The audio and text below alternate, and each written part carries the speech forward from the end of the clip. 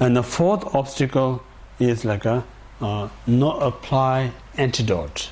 So that means like when you notice your mind either thinking or dullness, or your mind's wandering, you just let them mind let sleep or mind let go. If you don't do anything, then it's not going to be improved. So that time you need to recognize and apply the antidote. So what antidote you need to apply is like when you're thinking or be dull, you need to do something that inspires you. So how to inspire you is like maybe think about whatever you like, the Dharma practice part, yeah, like offering part, or chanting part, or vision part. Do something for a while, so that wakes you up. So when you wake up, then you bring your mind back to the what we call the concentration. That's one thing. And then second is like if your mind get distracted. First one. So again, first one still you think like think about how fortunate I'll be born in human precious rebirth. It's extremely rare to find this precious rebirth, and it's so fortunate to have this opportunity to practice Dharma. So all this brings up that inspires you, then more awake your mind, then place on object. If you get wandering your mind, distracted mind, then you think two things. Think about impermanence, because while I'm wandering, every second clicking, running out. So I can't afford to waste this much time. So just imagine how much I've wasted in the past, just wandering my mind. If it's still let it wander, I'm wasting again my time. If I don't do anything, I'm going to have this habit, going to waste the rest of my life, most of my rest of life. So the impermanence help you to each and every second how precious or priceless. That's one also help you to not to get distracted. Another is you have to think in the Shantideva state in the beginning of the contemplation chapter, disadvantage of not meditating. So if you wander, so wandering your mind is a doorway to enter all the mental afflictions. Because when you wander, then your mind go everywhere. That brings all the jealous, anger, attachment, ego, everything comes from there. So when these things comes, these are going to dominate in your mind, and then kind of use your mind as like a object and create negative karma. Due to this negative karma, then you have to go through all 6 realms of sufferings. Just think of that. It's not that we think, just let go, it's nothing danger. If you really look, it's called danger. Almost like you release criminal from the prison. Yeah, just imagine a very heinous criminal. If you let them go, they're going to more get distracted. Whether we like or dislike it, our mind at this point, untrained mind, is like a criminal. Soon you let go, it do lots of distractions. Yeah. So in this point of view, we have to bring our mind back. Yeah. So this too is like an antidote to overcome the thinking or wandering mind. So apply the antidote, the fourth one. And then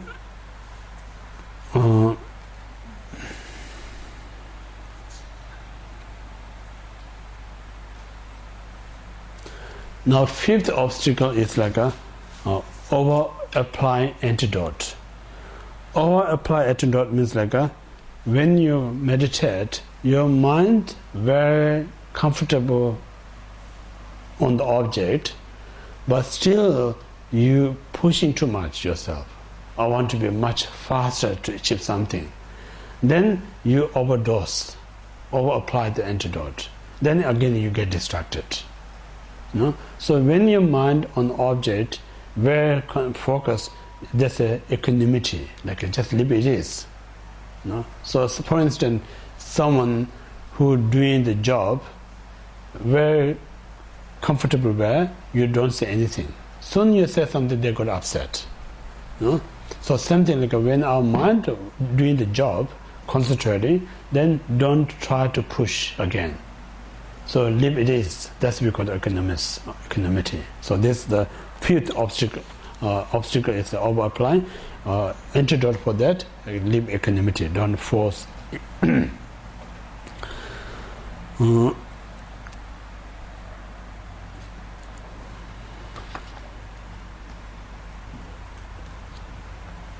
So through what we like when we train our mind meditation, there's there again 3 stages. First, you need to really put effort to concentrate. Second, little bit let relax, and third, you just keep it in the nature as possible. 3 stages. So first, a little bit put effort to concentrate means because our ordinary mind, nature is a wandering mind. So this wandering mind easily not going to come and concentrate on object. So first we need a little bit force to bring your mind on object. Yeah, beginning as an untrained mind. Then when you bring this mind on object, then some point now this mind stay on object. That time you don't force, little bit relax about it. Yeah, don't try to be harsh yourself. Just relax about it. So that's the second part. When you were relaxed, but when you relax, if you too relax, then again you're going to be dullness can come up. When your dullness come, you have a little bit put effort, bring to awake, and so you need that as an alternative. You just relax. If you too relax, then you fall into sleep. When you fall asleep, you bring a bit more effort to bring back. So in this alternatively, and then eventually it become a second nature. So when you second nature, without much effort, just stare on the object, then you live it is. That's we call the natural state. So 3 stages. First, little bit force. Second, just relax, and third, to be nature. So these are talking about instant not going to happen. What we say these are the instructions. Beginning, for a while, we need to force our mind to stay on the object, and then keep doing it. One day, mind says, "I'm now uncomfortable." So at that time, you don't force. Just leave it is. And then when you say, "I'm okay," then sometimes some people say people get more accident when you're driving when you feel confidence. Reason because now I think I'm expert, then less mindfulness. When you're beginning, you're so careful, less accident. So kind of logically supposed to be when you newer get more accident, when you get better, less accident. But how it works, when you soon think I'm good about it, then you less concentrate and get accident. So similar when you meditate, now I'm good. If you're too careless, then again easy to get distracted or fall asleep. And that time you have to bring a bit more concentration. It's important. Yeah. And then once you're really expert, then just live as a nature. So there's 3 stages of meditation one have to do. So this we talk about all this is a part of the first one, placement of the mind. 9 stages of meditation. Yeah, first one. Now second one is a continual of the placement, continual placement of the mind. So this means not just simply bring your mind on object, rather you try now stay a bit longer each time. Don't too much push, but just attempt. Like I mentioned, meditation is a training as a sport. Each time you try to attempt a bit better than the previous one. So similarly, when you meditate, each time you have to kind of attempt a bit better one. If you do that without too much force, with the right kind of a technique, definitely within a week you can see very much improve your meditation. So if you do it in that way, then you're not going to get bored, because every day is not same meditation. Every day you actually experience new things. But if you don't improve anything out of meditation, then every week, every month, every year it's the same meditation. That's the pretty boring one. Yeah? So that's the reason, like even you don't try to improve every day, at least once a week, little bit difference in your meditation. So that's the second we call the continual placement.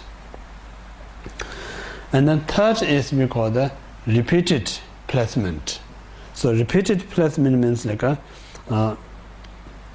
when you try to stay a bit longer on object, somehow still between somewhere sneak out your mind, yeah, sneak away, yeah, from object, and then you have to notice, oh, my mind will sneak away from object, and then you have to bring that and repeat again, yeah. It's kind of repeat again. It's not going. Sometimes I say like it's the same like practice like art, yeah. You have to lose attempt before you have a very good art. First not going to be the perfect one as you expected. Second not going to be good as you expected. Then keep it. So each and every time you see how much improve your art. So this is the same like art of meditation. So art of meditation means like we have to so many repetition. Just one is not good. Like even we do half an hour meditation, so it's not just one go.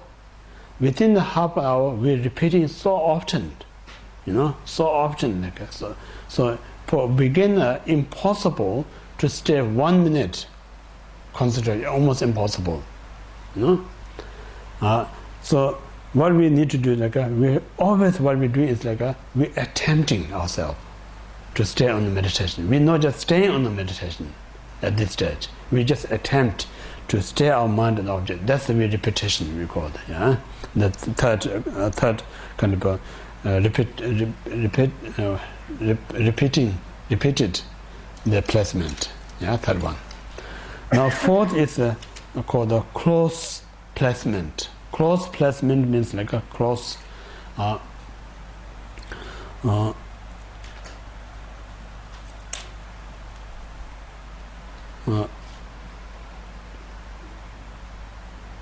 Close placement means like when you so much distracted your mind, yeah, wander everywhere, then again you bring your mind back close to object. So that's what we call the close placement. Make sense or not?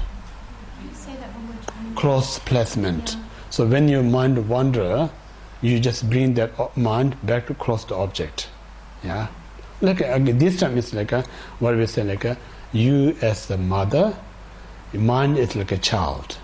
So child's running away from the mother, and then you keep bring close to you. Yeah, keep. Reason you keep close to you is like not because you attach the child. Reason is like a child not gets kind of danger or harm to himself. So soon mind wander, it harm itself. So you don't want to harm the mind, so you bring the mind close to you. That's a close placement. Make sense? The fifth one. So fourth one.